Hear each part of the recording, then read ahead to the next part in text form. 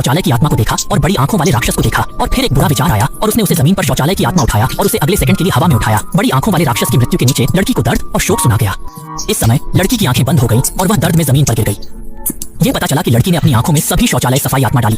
इस पद्धति का उपयोग करने की कोशिश की ताकि वह बड़ी आंखों वाले राक्षस को फिर से नहीं देखे, लेकिन इस समय उसके कान से भारी सांस की आवाज आई और लड़की पूरी तरह से पागल हो गई। उसने अचेतन रूप से जमीन पर खंजर को छुआ, उठाया और अपने कान में जोर से घुस दिया।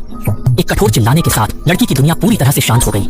सौभाग्य से लड़की को समय पर अपनी मां द्वारा अस्पताल भेजा गया था। उसका सिर धुंध से ढका हुआ था और वह छार के आंदोलनों पर बैठी रही। उसकी मां ने लड़की को ईमानदार रहने और हिलने के लिए कहा कि वह खुद कुछ खरीदने के लिए बाहर जाए, जल्द ही वापस आ जाएगा, वापस आए। हालांकि जैसे ही मां चली गई, अज्ञानकारी लड़की ने अपनी आंखों को खोला और उसने धीरे धीरे अपनी आंखें खोली और फिर से चारों ओर देखा।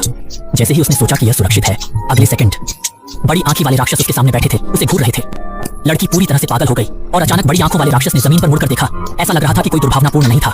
यदि आप इस तरह के बड़े आंखों वाले राक्षस का सामना करते हैं तो आप उसका क्या व्यवहार करेंगे? टिप्पणी क्षेत्र मुझे आदमी बताएं।